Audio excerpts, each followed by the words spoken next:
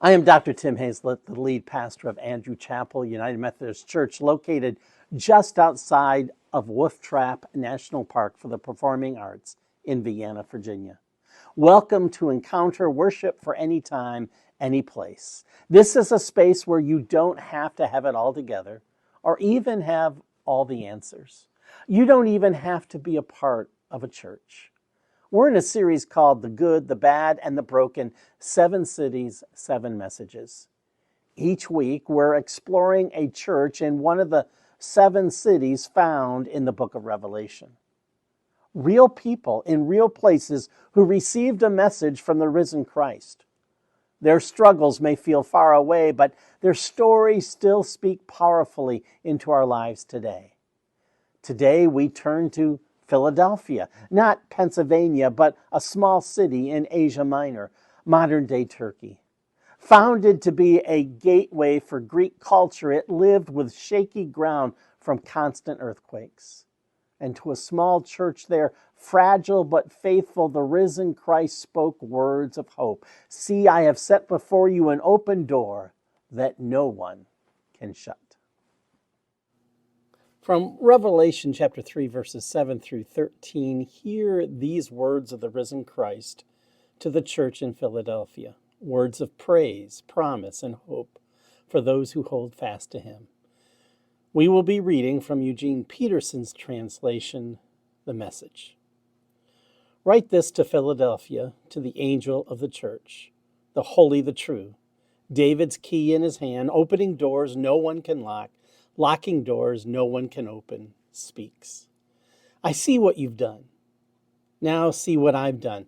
I've opened a door before you that no one can slam shut. You don't have much strength, I know that. You used what you had to keep my word. You didn't deny me when times were rough. And watch as I take those who call themselves true believers but are nothing of the kind, pretenders whose true membership is in the club of Satan.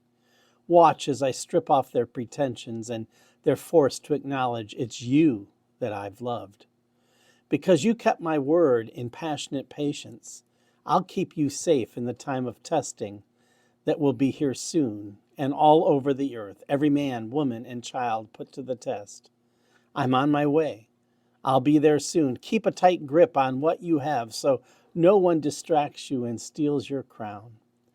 I'll make each conqueror a pillar in the sanctuary of my God, a permanent position of honor. Then I'll write names on you, the pillars, the name of my God, the name of God's city, the new Jerusalem coming down out of heaven, and my new name. Are your ears awake? Listen. Listen to the wind words, the Spirit blowing through the churches. I once heard a funny story about a husband and wife who got into the silent treatment. Neither wanted to break first. Days passed. Then the husband realized he needed his wife's help. He had a 4 a.m. flight. Instead of speaking, he decided he would scribble a note because he didn't want to be the first to break the silence. And he scribbled these words, "Please wake me at 4 a.m." The next morning, he woke up at 8. His flight was gone. On the pillow was a note. It's 4 a.m. Wake up. Sometimes opportunities slip by, not because we aren't capable, but because we don't respond in time. Almost 2,000 years ago, there was a small group of Christians in a city called Philadelphia. And just so we're clear, not Philadelphia, Pennsylvania, no cheesesteaks, no Liberty Bell. This was a little city in what is now Turkey. It was founded to be a gateway, a place of open doors for culture and trade. Into that city, these Christians received a message they believed came from Jesus. Not the Jesus walking around Galilee in sandals, but Jesus who had been crucified, raised from the dead, and who now speaks as the living Lord. They called him the risen Christ. And this is what he said to them. See, I have set before you an open door that no one can shut. Now that city knew what it was to live with shaky ground. An earthquake had destroyed it years earlier, and the aftershocks kept coming. Buildings cracked, pillars toppled, People were so afraid that many moved into tents outside the city walls. Imagine never trusting your own front door again. So when they heard the words, "I am giving you a door that no one can shut and a pillar that will never fall," that wasn't just pretty poetry. It was words of encouragement, words of hope. We long for that also. We may not feel earthquakes, but we know what shaky ground feels like. The economy rises and falls. Politics grow more divided. Institutions we counted on collapse. And then there are the personal aftershocks, a diagnosis, a lost job, a broken relationship, moments when life feels like it's giving away beneath our feet. The message to that little community still speaks. Strength isn't about being the biggest or the best or even the most powerful. It's about staying steady, faithful, even when the ground is shaking. Think of a lighthouse, one small light against a vast ocean. It doesn't stop the storm, but it helps the ship find its way home. That's what this group of believers was like, small in number, but shining faithfully. And I think that's what we're invited into as well, to walk through the doors that God opens for us.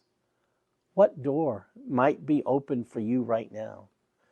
Maybe it's a door of reaching out to a neighbor. Maybe it's giving time to someone who feels forgotten. Maybe it's holding on in prayer even when no one is watching. The invitation isn't to be perfect. It's simply to walk through the door that's open before you, trusting that you don't walk alone. Let us be in prayer. Thank you for joining us for Encounter.